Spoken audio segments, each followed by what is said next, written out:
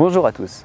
Le 7 mars prochain, les Valaisans éliront leurs conseillers d'État ainsi que les membres du Grand Conseil. Il y a 130 députés, 10 par étoile de notre beau drapeau, et autant de députés suppléants.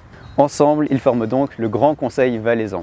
Cela fait maintenant 2 ans que j'observe activement tout ce qui se fait de politique sur les réseaux sociaux. J'ai commencé à le faire pour pouvoir mieux me positionner lors de mes vidéos sur les objets fédéraux. D'ailleurs, toutes les vidéos sont disponibles sur YouTube en cherchant Brice Maximilian. Si vous y faites un tour, cela vous permet de voir comment je me suis positionné sur les derniers objets fédéraux et le traitement que je leur ai apporté. A noter qu'il y a encore 2 vidéos qui sont d'actualité et que je vous invite donc à les visionner. J'ai décidé de faire un pas de plus dans la chose publique. Je suis prêt à donner de ma personne pour mon beau canton et ses habitants. C'est pour ça que je suis candidat député suppléant pour le district de Montaix sur une liste UDC. Pourquoi sur une liste UDC? Pour cela, je me suis d'abord demandé quelles étaient mes attentes vis-à-vis de l'État. Est-ce que je suis pour un État fort qui résolve tous mes problèmes grâce aux impôts prélevés aux citoyens et aux entreprises? Car oui, en Suisse, nous n'avons aucune source de revenus étatique que nous puissions utiliser pour arroser la population, comme le Qatar et son pétrole, ou la Norvège et aussi son pétrole. Ou alors que je souhaite un État qui s'occupe des tâches régaliennes et n'intervienne pas trop dans les affaires privées.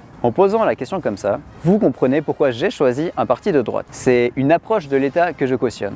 Comme parti de droite, il y a le PLR et l'UDC. La deuxième votation que j'ai traitée en vidéo portait sur le durcissement de la loi sur les armes à feu. Votation contre laquelle le PLR s'était prononcé contre. On a donc pu observer que le L de parti libéral radical était bien vite abandonné quand il s'agissait d'aplaventrisme devant l'Union européenne. Il ne restait donc plus que l'UDC de valable à mes yeux. Et lorsqu'un membre m'a demandé si je voulais les rejoindre sur leur liste, j'ai accepté. Il ne vous reste donc plus qu'à glisser la liste du parti ou à rajouter mon nom sur vos listes pour que je puisse m'investir de manière plus concrète. Si je suis élu, je m'engage à faire une vidéo bilan après 1 année de siégeation. Merci de votre écoute, votre soutien et au plaisir d'échanger et que ce soit en réel ou en virtuel. Au revoir.